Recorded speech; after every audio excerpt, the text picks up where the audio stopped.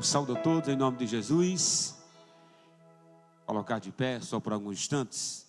Abramos a nossa Bíblia no Evangelho segundo Lucas, capítulo 24.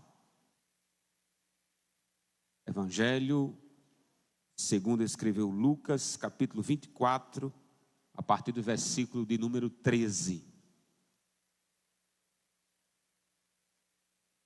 Que dispõe-se de Bíblia e deseja acompanhar conosco. Evangelho segundo escreveu Lucas, capítulo 24. E o versículo, a partir do versículo 13. Se desejarem permanecer com as Bíblias abertas após a leitura, fique à vontade. Nós retornaremos à passagem algumas vezes.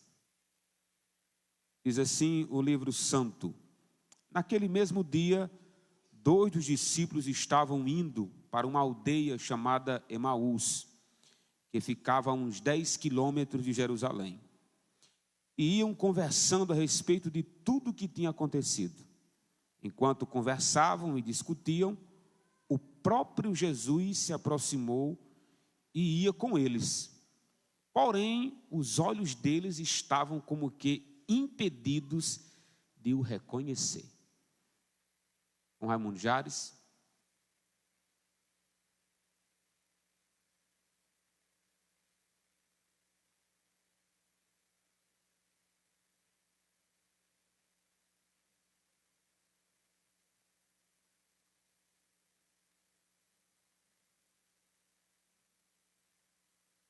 Eu saúdo a todos em Jesus, amém? Vamos orar. Senhor nosso Deus e Pai, nós te agradecemos por tua graça, por tua misericórdia, que as causas não sermos consumidos, Pai. Obrigado por mais um dia, por mais uma noite chegar à tua casa, para te adorar e bendizer o teu santo nome, Pai. Toma o primeiro lugar, Espírito Santo, abençoa o pastor Arthur que vai ministrar a tua palavra, que seja de edificação para a tua igreja e a vida espiritual de cada membro e de cada um que chegou aqui para te bendizer. Abençoa o teu filho agora nesse momento da palavra, que venha de encontro ao nosso coração necessitado de ouvir a tua voz e a tua mensagem e a tua palavra. Eu oro e te agradeço em Jesus, amém. Meus amados irmãos, em boa parte do planeta, pelo menos a parte do mundo livre, hoje se agradece a Deus pela ressurreição de Jesus Cristo. Celebramos a ressurreição, entendendo que ele foi morto e sepultado na sexta, e ele foi sepultado e passou a sexta, o sábado e o domingo pela manhã, como diz Marcos, no primeiro dia da semana, e o primeiro dia da semana é domingo, por isso que amanhã se chama segunda, que o primeiro é hoje, segunda e por aí vai. Cristo ressuscitou. Meus irmãos, esse é um feito tão singular para o cristianismo, que essa doutrina, majoritariamente os comentaristas bíblicos dizem essa mesma frase: o cristianismo ele fica de pé ou cai com essa doutrina. Se negarmos a ressurreição de Cristo, aí consequentemente perde-se a esperança, perde-se o futuro de ressurreição, está no céu de glória. Cristo passa a ser um mentiroso, porque ele ensinou acerca da ressurreição, diz que ia ressuscitar. Os apóstolos também passam a ser mentirosos, porque disse que ele ressuscitou. Aí dispensa-se tudo o que diz a respeito de Cristo. Ele se torna um mero homem moralista. Na verdade, até a moralidade cai por terra, porque ele passa a compartilhar algo daquilo que ele não acreditava. Então, o cristianismo ele fica de pé ou cai com essa doutrina chamada a ressurreição de Jesus.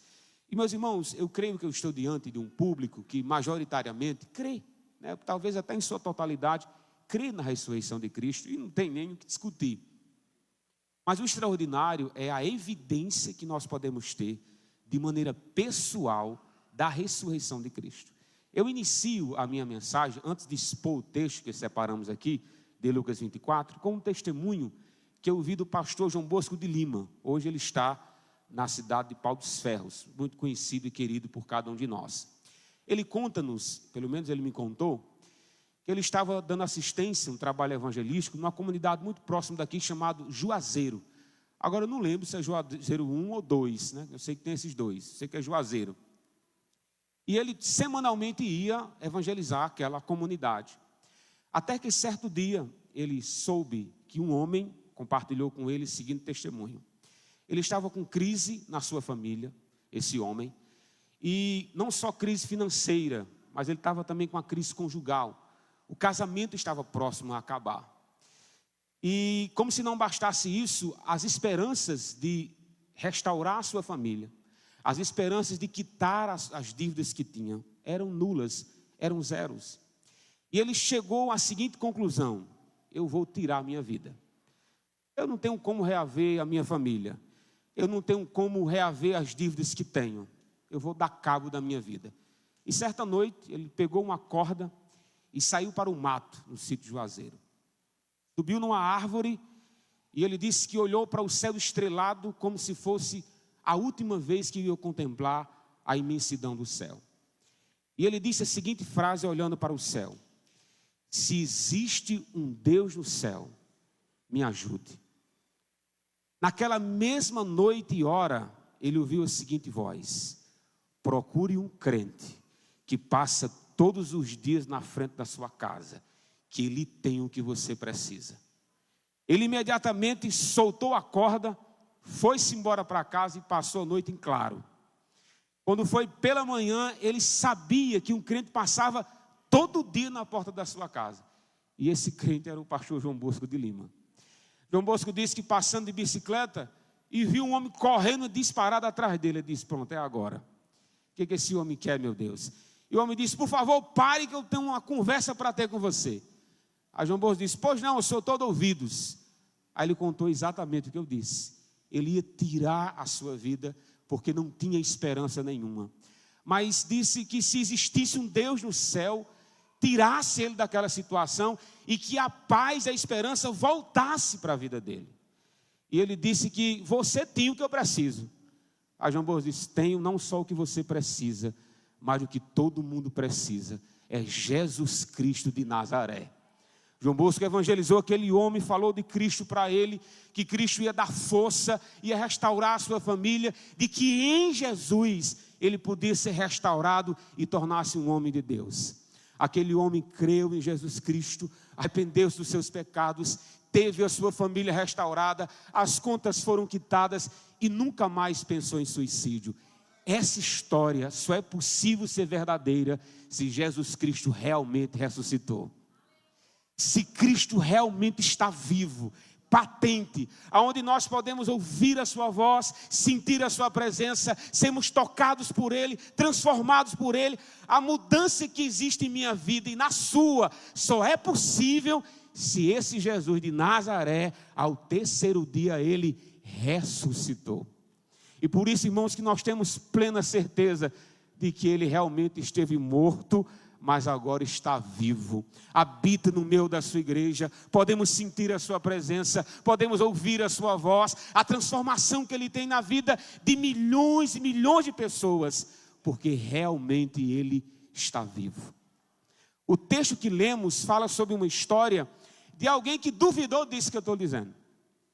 Andaram com Jesus, comeram com Jesus, ouviram as pregações de Jesus, mas quando viram Ele crucificado, quando viram que Ele não pulou da cruz, quando viram que Pôncio Pilatos tinha vencido, que os judeus que queriam matá-lo tiveram êxito no assassinato, quando eles viram que o engano estava vencendo a verdade, a mentira, quando eles viram que realmente as trevas prevaleceu sobre a luz, e viram Cristo ser sepultado e uma pedra fechar na frente deles, toda a esperança que tinha no coração daqueles homens se acabou.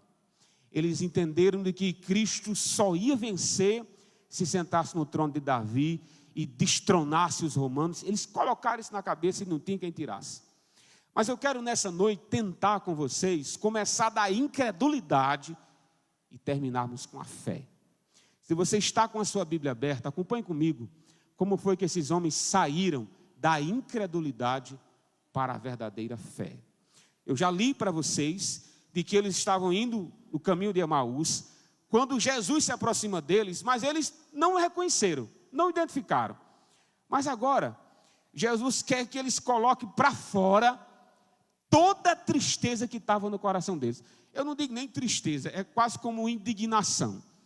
Lucas capítulo 24, a partir do versículo 17 está assim. Então lhes perguntou Jesus do lado deles, viu? O que é isso que preocupa vocês, que indo tratando à medida que caminhais? E eles pararam entristecidos. Versículo 18. Um, porém, chamado Cleopas, respondeu dizendo: és o único, porventura, que tendo estado em Jerusalém, ignorais as ocorrências desses últimos dias? Irmãos, ele está falando com Jesus, e os olhos estavam impedidos de ver Jesus. Pastor, me explique isso. Eu não faço ideia, meu filho, eu não faço ideia que foi isso. Eu sei que Jesus estava lá, e eles não identificaram Jesus. E a indignação continua. Olha a narrativa bíblica, versículo 19. Então lhes perguntou Jesus: quais foram? Que acontecimentos foram esses? O que aconteceu a Jesus? Aí ele vai responder.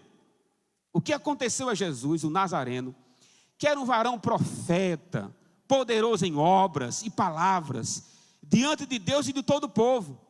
E como os principais sacerdotes e as nossas autoridades o entregaram para ser condenado à morte e o crucificaram. Ora, nós esperávamos que ele, que havia de redimir Israel, mas depois de tudo isso, é já este o terceiro dia, desde que tais coisas aconteceram. Ou seja, acabou.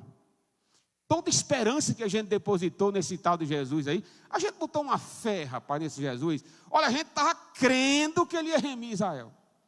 Mas a gente viu ele traído, viu crucificado, viu sepultado. Tem mais o que fazer acerca desse tal de Jesus. E tem mais, hoje é o terceiro dia. Eu acredito que nesse momento eles estavam lembrando de uma promessa que Jesus fizera, né? Eu vou morrer, vou ser sepultado, mas ao terceiro dia eu vou ressuscitar. Só que até o momento esses homens não tinham visto Jesus. Eles já tinham, né? Só não tinham identificado. Aí eles dizem assim: e hoje é o terceiro dia, meu amigo. Se tinha alguma possibilidade de vida, essa possibilidade já se acabou. De certeza ele realmente está morto. Olha, pode bater o prego e virar a ponta, que esse tal de Jesus morreu e não há mais nada que se possa fazer. Logo depois disso, meus irmãos, continuando a narrativa bíblica, eles vão dizer para Jesus o que ouviu acerca da ressurreição. Olhem só o que eles ouviram, a partir do versículo 22. É verdade também, eles dizendo para Jesus, que algumas mulheres das quais conosco estavam, nos surpreenderam, tendo ido de madrugada ao túmulo, e não acharam o corpo de Jesus. Você está achando que essa conversa aqui, eles estão compartilhando assim: rapaz, elas foram lá no sepulcro, não encontraram o corpo, então ele ressuscitou. Não, essa narrativa aqui é de indignação. As mulheres foram lá, realmente o túmulo estava aberto, é verdade, a gente confirmou isso, mas ninguém viu Jesus. Até essa altura do campeonato, a incredulidade ainda estava no coração dos amados. E o texto diz assim, ainda no 23, voltaram dizendo terem tido uma visão de anjos, os quais afirmavam que ele via. Então as mulheres viram o túmulo vazio e eles não acreditavam. Algo sobrenatural aconteceu. Anjos apareceram e disseram assim: por que procura entre os mortos aquele que está vivo? Ele não está mais aqui, ele ressuscitou. As mulheres acreditaram de imediato e saíram dizendo a notícia. As mulheres eram o WhatsApp da época, viu, irmão? Se espalhava que nem pólvora. Há quem diga que por isso Jesus apareceu primeiro às mulheres, para que a notícia se espalhasse o mais rápido possível. Eu não sei se o motivo foi esse, viu? Mas que ele apareceu às mulheres, apareceu. Elas disseram aos apóstolos. Quando disseram aos apóstolos, 2 deles, Pedro e João, correram em direção ao sepulcro. Vamos lá. Testificar para saber se essas mulheres estão em dia, né? Eles correm. João era mais novo, corre na frente, ganha de Pedro na carreira. Chega lá, veio o túmulo aberto, como as mulheres disseram. Pedro chega em seguida e diz assim: mas rapaz, cadê Jesus? Pois não é que roubaram mesmo o corpo dele? Irmãos, aqui não tem fé não, viu? Aqui tem indignação, aqui tem uma dúvida pairando no ar. Digo, mas rapaz, o que foi que fizeram com Jesus? Será possível que nem morto não pode ficar em paz? Não acharam bom ter crucificado, matado e sepultado, não. Ainda vão roubar o corpo dele. O que aconteceu com o nosso mestre? Até essa altura, ninguém tinha visto Jesus. Mas, irmãos, uma coisa é certa, uma notazinha do rodapé aqui. As mulheres, nessa altura, todas elas acreditaram que Jesus tinha ressuscitado. Todas as mulheres. Infelizmente, os homens não tinham. Mas as mulheres não viram, mas a fé já estava no coração de que Jesus Cristo tinha ressuscitado. Logo depois disso, aqui, Jesus é um acompanhante ouvindo. Ele está só ouvindo. Ouvindo a indignação, ouvindo a narrativa. Quer dizer que as mulheres viram o anjo, e o anjo disse que está vivo, e ele não está vivo não. Aí agora Jesus vai falar. Agora, irmão, Jesus vai falar com indignação. Aí Jesus Cristo vê com indignação. Aí ele vai falar com elas. Perdão, vai falar com eles. Olha como é que Jesus fala, com aquele amor que ele tem, né? Versículo 25. Ó nécios e tardo de coração, para crer tudo que os profetas disseram. Porventura não convinha que o Cristo padecesse e entrasse na sua glória?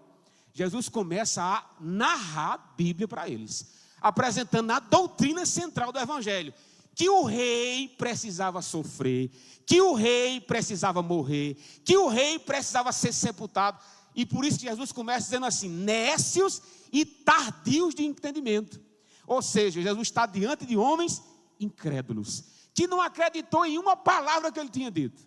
Aí agora Jesus vai mostrar nas Escrituras que ele devia vir. É interessante, irmãos, que Jesus aqui está falando na terceira pessoa do singular. O Cristo. Ele viria. Em nenhum momento ele falou assim, eu disse que ia vir. Porque Jesus não quis se revelar até o momento.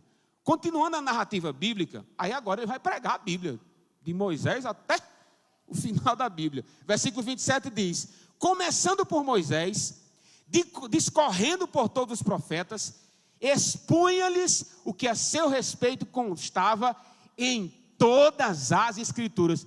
Quanto tempo durou essa pregação, meu filho? Só Deus sabe. Porque Jesus expôs de Moisés, se Moisés começa em Gênesis, e os profetas terminam em Malaquias, quanto tempo durou essa pregação? Não faço ideia. Eu sei que ele expôs tudo que tinha para dizer acerca dele. Olha, vocês sabiam que tudo isso precisava acontecer, e eu vou provar. Aí citou do Pentateuco, dos livros históricos, dos livros poéticos, dos profetas maiores, dos profetas menores, tudo que tinha a respeito de Jesus, ele expôs. Aí você pode dizer assim, pastor, então depois de uma exposição dessa, eles acreditaram, né? Não. Continuaram incrédulos do mesmo jeito. Vamos continuar a narrativa. Logo depois disso, o texto, a partir do versículo 28, diz assim, começa aqui uma hospitalidade por parte dos discípulos. Versículo 28. Quando se aproximava da aldeia, para onde ia, fez ele menção de passar adiante. É como se Jesus dissesse assim, pessoal, olha, tudo que eu podia fazer por vocês já fiz, valeu, boa noite, vou-me embora. Aí os discípulos, como judeus que são, né, faz o seguinte, versículo 29. Mas eles o constrangeram, dizendo, fica conosco, porque é tarde, e já se declina. Aí o texto diz, entrou para ficar com eles. Jesus não queria, mas eles constrangeram. Jesus, faz o seguinte, a gente não sabe quem é o Senhor não, mas uma hora dessa, vamos fazer o seguinte, fica aqui com a gente. Aí Jesus fica para jantar, e na janta acontece isso aqui. Versículo 30. Aconteceu o quê? Quando estavam à mesa, tomando ele o pão, abençoou, tendo partido, lhes deu. Então se abriram os olhos e o reconheceram, mas ele desapareceu da presença deles. Meus irmãos, isso é uma coisa tão extraordinária, que a cena é essa aqui. Está todo mundo na hora da janta, meu amigo, vamos comer. Mas a forma como Jesus cortou o pão, aquela forma peculiar de mestre, peculiar do Filho de Deus. Quando ele agradece e corta o pão, ou tora o pão e passa para os discípulos. Quando ele entrega aos discípulos, que cada um pega, e diz, epa, Dessa forma aqui só tem um que faz. Quando eles olham para Jesus e o reconhecem, eles somem na presença daqueles homens. Meus irmãos, aí eles vão conversar. E a conversa é essa. Não ardia o nosso coração quando ele expunha a palavra, quando a gente vinha em direção à nossa casa? Ou seja, o coração deles estava sendo martelado pelas escrituras de que aquele não era qualquer homem. Mas a hora que Cristo abriu os olhos daqueles homens, foi na hora de partir o pão. Isso mostra-nos que Cristo tem suas formas particulares, pessoais, de se revelar a nós. Para com esses homens, foi o cerrar do pão, foi o partir do pão.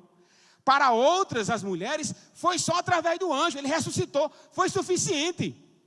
Para Pedro, ele apareceu pessoalmente a Pedro. Para Tomé, foi dizendo: Tomé, põe a mão aqui. Para cada um, ele apresentou-se como devia. Quando a conversa termina, já estava tarde, sabe o que eles fazem? Eles se levantam e correm disparada em direção à casa dos apóstolos. Chegando lá, meus irmãos, estavam os 11, e eles narram o que eu acabei de dizer para vocês. Tudo o que aconteceu no caminho de Emaús, no partir do pão, Cristo apareceu para eles. Quando eles estavam contando a história, aparece um homem na frente deles e diz: paz seja com vocês. Cristo apareceu para os 11 que estavam lá, para aqueles do caminho de Emaús, para as mulheres que estavam, e todos ficaram abismados. Será um fantasma entre nós? Aí Cristo diz: não é fantasma não, sou eu, rapaz. Põe a mão aqui, ó. Vocês estão vendo a brecha nas minhas mãos? E eles, atônitos, admirados, disseram assim: é Jesus mesmo. E chega um determinado momento, Jesus quer quebrar o gelo. Aí Jesus fala assim: tem alguma coisa para comer, que eu estou com uma fome danada. Aí eles reconheceram que Jesus havia ressuscitado. Cristo senta com aqueles homens e janta com eles e orienta uma série de coisas e diz: olha, eu quero que vocês vão para o mundo e diga que eu ressuscitei, e aqueles que creem no Evangelho e se arrependerem, tem salvação para eles. A morte não tem a última palavra sobre nós. A morte atemoriza muitos homens, extermina cada um de nós, mas o nosso Salvador foi morto, mas ao terceiro dia ele ressuscitou para nunca mais voltar para lá. A morte foi vencida pelo nosso Salvador. Nós não celebramos, meus irmãos, a ressurreição de Cristo como história de carochinha, mitologia e bobagem, mas o nosso Salvador ressuscitou, e o meu coração testifica, e eu sei que o seu testifica, que ao terceiro dia ele realmente saiu do mundo dos mortos, venceu o grilhão da morte e disse assim: se vocês acreditarem em mim, vocês também vencerão a morte. Eu passei por ela, alguns vão de passar, mas não é o ponto final na minha vida nem na sua. Meus irmãos, essa história de Cristo é extraordinária. Isso revolucionou aqueles homens, e eles morreram por causa disso. Pregaram o Evangelho incansavelmente, e ele disse: ide por todo o mundo, pregue o Evangelho a toda criatura. E o Evangelho chegou até a Apodi. Só chegou até a Apodi porque o Cristo ressurreto acompanhou a sua igreja durante 2000 anos vivo. A igreja chegou aqui. A porta do Evangelho está aberta. Eu não sei como você veio até aqui ou por que você veio, mas a maior esperança que a igreja tem é que esse Jesus voltará. Meus irmãos, ele prometeu àqueles homens: ao terceiro dia eu volto. E voltou. Mais uma vez ele disse: e tem mais, eu vou voltar mais uma vez, e vou levar vocês para mim mesmo, para que onde eu estiver, estejais vós também. Se ele prometeu que voltaria e voltou, o que nos leva a duvidar de que ele não voltará novamente? Ele voltará, meus irmãos, ele voltará. Um dia estaremos com ele nos céus, para todo sempre, dizendo: santo, santo é o Cordeiro de Deus, que foi morto, mas ao terceiro dia ressuscitou, e vivo está à destra de Deus, intercedendo por nós. Se você não tem essa esperança, vem para Jesus nessa noite. Quantos testemunhos se fosse dado nessa noite para os irmãos, quantas histórias de transformação, quantos homens têm sua vida mudada, mulheres que nunca mais foram a mesma, porque se encontraram com Cristo ressurreto. Não existe salvação fora de Jesus. Eu convido você a abraçar esse Cristo. Sabe de onde você está, nós queremos orar por você. Cristo está entre nós. Ele disse que onde o seu povo reunisse, Ele estaria no meio desse povo. Mas essa esperança só chegará ao seu coração se você confessar Jesus. Se você crê em Jesus, se você arrepender-se dos seus pecados. Porque fora de Jesus não há salvação. Foi Ele que disse. Ele disse: eu sou o caminho, a verdade e a vida.